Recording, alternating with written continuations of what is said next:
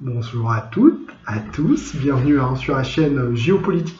Aujourd'hui, on va parler de la situation au Liban qui connaît une contestation sans précédent.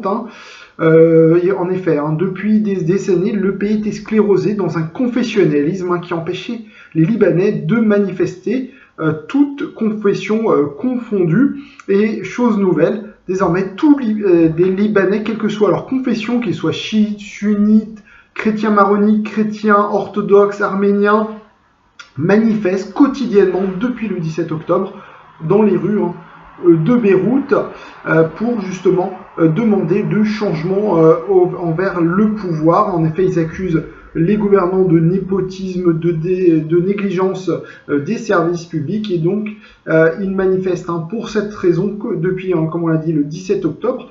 Et une des conséquences de cette manifestation, c'est que ceci a débouché sur une crise bancaire. Alors certes, elle couvait déjà depuis plusieurs années, mais elle a pris vraiment une forme très grave ces derniers jours.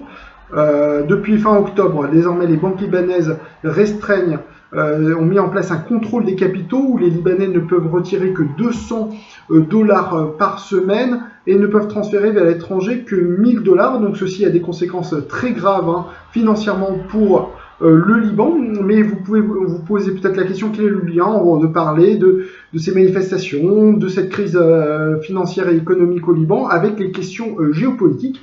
Eh bien, le rapport, c'est que, évidemment, cette crise financière qui est en train de prendre de plus en plus une forme aiguë au Liban, avec un possible défaut de paiement dans les prochains jours de l'État libanais, puis également ensuite des banques libanaises et ensuite des entreprises libanaises, va avoir des conséquences géopolitiques majeures dans la région, à commencer par tout d'abord la Syrie, qui dépend étroitement du Liban, désormais pour ses importations de marchandises.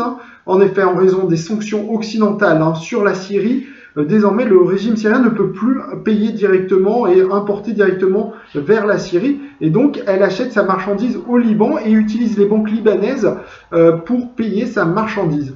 Or, cette crise financière et le manque de liquidité des banques libanaises, désormais, empêche la Syrie, le régime syrien, de pouvoir payer toutes les importations qu'il doit pour nourrir sa population. Et donc les importations de marchandises, de biens, notamment de première nécessité, baissent énormément, drastiquement, du fait de cette restriction d'accès au dollar dans les banques libanaises.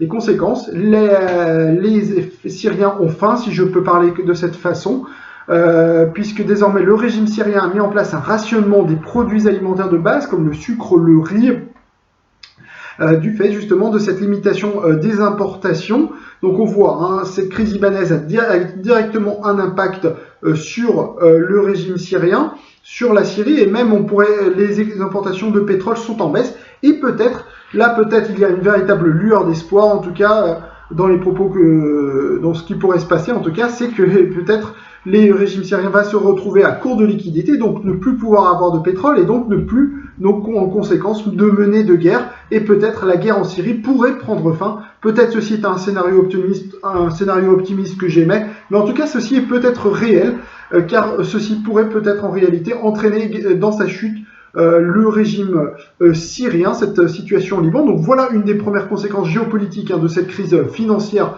au Liban. Deuxième conséquence que je vois, c'est plutôt une crise interne au Liban, avec un chaos qui pourrait s'en suivre. Et donc certains acteurs au Libanais, je pense évidemment au Hezbollah, pourraient utiliser, si vous voulez, ce chaos pour essayer de détourner l'attention des affres internes au Liban, et donc mener une guerre contre l'État hébreu.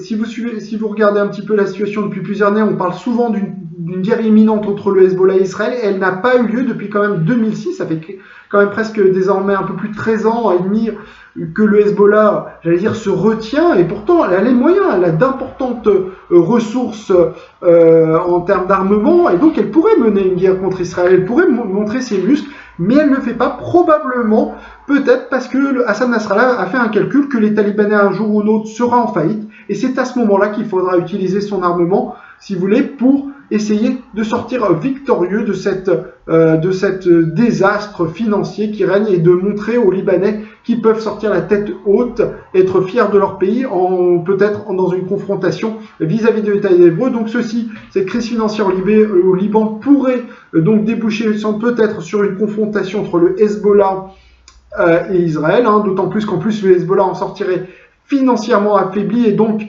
aurait pour seule raison d'exister ces faits de guerre. Et donc voilà une deuxième conséquence.